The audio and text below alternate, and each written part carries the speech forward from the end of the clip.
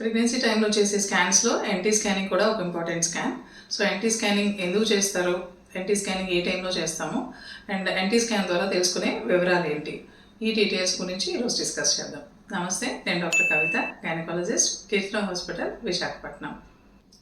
యూజువల్గా ప్రెగ్నెన్సీలో చేసే స్కాన్స్లో మనకి మ్యాక్సిమం స్ట్రక్చర్ గురించిన డీటెయిల్స్ తెలుస్తూ ఉంటాయి. సో బిడ్డకి అవయవ లోపాలు కాకుండా జన్యుపరంగా ఎఫెక్ట్ అయిందా లేదా అనేది తెలుసుకోవడానికి మనకి ఎన్టీ స్కానింగ్ హెల్ప్ అవుతుంది. సో జన్యుపరంగా బేబీ ఎఫెక్ట్ అయిందా లేదా తెలుసుకోవడానికి యూజువల్గా అయితే బేబీ నుండి ఒక సెల్ తీయటం కానీ, లేకుంటే బేబీ చుట్టూతో ఉండే ఉమ్మనీరు అంటే ఆమ్నియోటిక్ ఫ్లూయిడ్ని తీసి వాటిలో బేబీ తాలూకా సెల్స్ ఏవైతే ఉంటాయో వాటిని సెపరేట్ చేసి స్టడీ చేయడం వల్ల తెలుస్తూ ఉంటాయి. కానీ ఈ టెస్ట్లన్నీ కూడా ఇన్వాసివ్ ప్రొసీజర్స్, అంటే మదర్కి అబ్డామిన్ లోపలికి మనం నీడిల్ పంపించి సెల్స్ కలెక్ట్ చేయడం కానీ, లేదంటే ఉమ్మనీరు కలెక్ట్ చేయడం కానీ చేయాలి.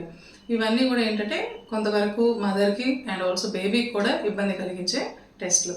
అందువల్ల ఇది సింప్లిఫై చేయడానికి, అంటే ఎవరికైతే మ్యాక్సిమం ప్రమాదం ఉందో బిడ్డ ఎఫెక్ట్ అవ్వడానికి అనేది తెలుసుకోగలిగితే వాళ్ళకు మాత్రమే మనం డయాగ్నోస్టిక్ టెస్ట్ అనేవి అడ్వైస్ చేయొచ్చు.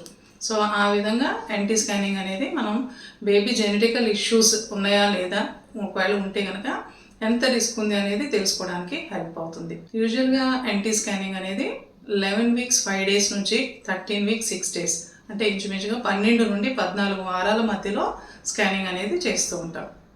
ఎన్టీ స్కానింగ్లో మనం బేబీ జెనెటికల్గా ఎఫెక్ట్ అయ్యిందా లేదా అనేది తెలియడానికి కొన్ని మార్కర్స్ని స్టడీ చేస్తాం. సో అవేంటి అంటే బేబీ నేసల్ బోన్, అంటే బేబీ యొక్క నోస్ దగ్గర ఇక్కడ ఉంటుంది బోన్, అది స్మాల్ బోన్ అనేది ఫామ్ అయిందా లేదా అనేది చెక్ చేస్తాము. అండ్ ఆల్సో న్యూకల్ థిక్నెస్ అంటాం, ఆర్ఎల్స్ న్యూకల్ ట్రాన్స్ల్యూసెన్సీ, అంటే బేబీ మెడ వెనకాల ఉండే ఒక చిన్న వాటర్ లేయర్, ఆ వాటర్ లేయర్ తాలూకా థిక్నెస్ ఎంత ఉందనేది చెక్ చేస్తాం. యూజువల్గా న్యూకల్ థిక్నెస్ అనేది 2.5 సెంటీమీటర్స్ కన్నా తక్కువ ఉండాలి. అదేవిధంగా బేబీ హార్ట్లో ఉండే ఒక బ్లడ్ వెజల్, డక్టస్ వినసస్ అనే బ్లడ్ వెజల్లో వెళ్ళే బ్లడ్ ఫ్లోని కూడా కలర్ డాప్లర్ ద్వారా స్టడీ చేస్తుంటాం. సో కలర్ డాప్లర్ ద్వారా స్టడీ చేసినప్పుడు డక్టస్ ఫ్లో రివర్సల్ అంటాం. సో ఇలాంటి ఫీచర్ కనుక ఉంటే బేబీ జెనెటికల్గా ఎఫెక్ట్ అయ్యే ఛాన్సెస్ ఎక్కువ ఉండొచ్చు అనేది ప్రెడిక్ట్ చేస్తుంటాం.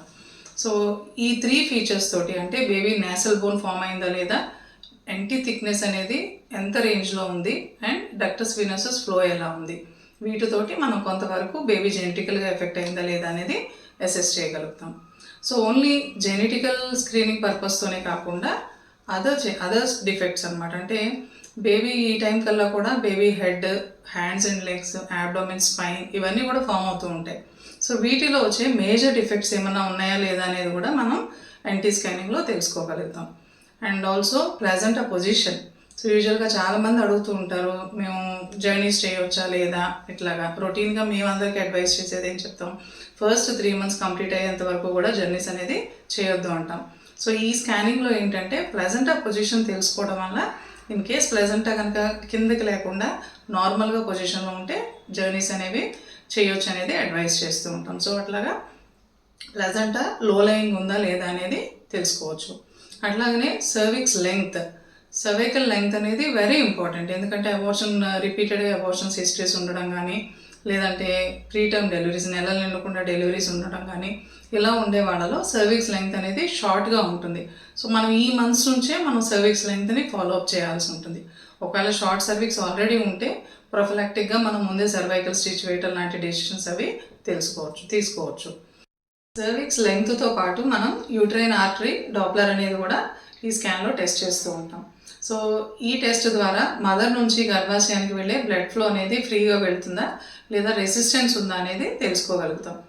ఒకవేళ ఈ స్టడీలో కనుక రెసిస్టెన్స్ ఎక్కువగా ఉందని తెలిస్తే మదర్కి బీపీ తాలూకా లాంటి లక్షణాలు వచ్చే రిస్క్ ఎక్కువ ఉందనేది మనం ప్రెడిక్ట్ చేయడానికి వీలవుతుంది. అలాగే డాప్లర్ స్టడీలో కనుక రెసిస్టెన్స్ ఎక్కువగా ఉంటే బేబీ గ్రోత్ కూడా కమింగ్ మంత్స్లో తగ్గడానికి అవకాశం ఉందనేది మనం ప్రెడిక్ట్ చేయడానికి వీలవుతుంది. సో ఈ వివరాలన్నిటి కోసం మనం ఎన్టీ స్కానింగ్ అనేది హెల్ప్ అవుతుంది. అండ్ ఆల్సో వాటర్ లెవెల్స్, ఉమ్మనీరు అనేది కూడా తక్కువగా ఉంటే ఈ స్టేజ్లోనే మనం కొంతవరకు తెలుసుకోగలుగుతాం. సో ఇప్పటి నుంచి కనుక మనం పేషెంట్ని ఎడ్యుకేట్ చేయగలిగితే, సో వాటర్ ఎక్కువ తీసుకోవటం కానీ, లేకుంటే కొన్ని మెడిసిన్స్ వాడటం కానీ, లేదా అదర్ ప్రాబ్లమ్స్ గురించి మనం ఇన్వెస్టిగేట్ చేయటం అనేది చేయొచ్చు.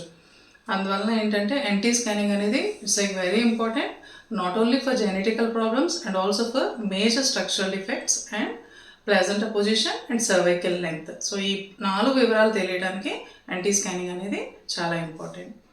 సపోజ్ ఎన్టీ స్కానింగ్లో ప్రాబ్లం ఉంది, అప్పుడు మనం ఏం చేయాలి? ఎన్టీ స్కానింగ్ అనేది ఓన్లీ 75% మాత్రమే మనం జెనెటికల్ ప్రాబ్లమ్స్ అనేవి తెలియడానికి హెల్ప్ అవుతుంది. ఫర్దర్గా దీని యాక్యురసీ ఇంక్రీజ్ చేయడానికి, అంటే బేబీ జెనెటికల్గా ఎఫెక్ట్ అవుతుందా లేదా అనేది తెలుసుకోవడానికి ఈ స్కానింగ్తో పాటు డబుల్ మార్కర్ టెస్ట్ అని బ్లడ్ టెస్ట్ను కూడా జాయిన్ చేస్తుంటాం. సో దాన్ని మనం కంబైన్డ్ జెనెటికల్ స్క్రీనింగ్ అంటూ ఉంటాం. సో ఈ స్క్రీనింగ్ టెస్ట్ ద్వారా మనం బేబీ ఎఫెక్ట్ అయ్యే అవకాశం ఎంతవరకు ఉందనేది ఆల్మోస్ట్ లైక్ 90 to 92% వరకు ఇంక్రీజ్ చేసుకోవడానికి ఛాన్సెస్ ఉంటుంది.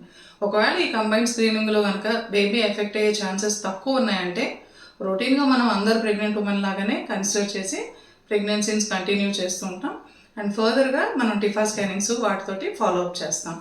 ఇన్ కేస్ ఈ లెవెల్లోనే కనుక బేబీ జెనెటికల్గా ఎఫెక్ట్ అయ్యే రిస్క్ ఎక్కువ ఉందని తెలిస్తే వీళ్ళకి తప్పనిసరి పరిస్థితుల్లో మనం ఇన్వాజివ్ ప్రొసీజర్స్ అనేవి అడ్వైస్ చేస్తాం. And one more thing, NT scanning అనేది ఓన్లీ మేనరికాల్ వాళ్ళు మాత్రమే చేయించుకోవాలి అనే అపోహ ఉంది.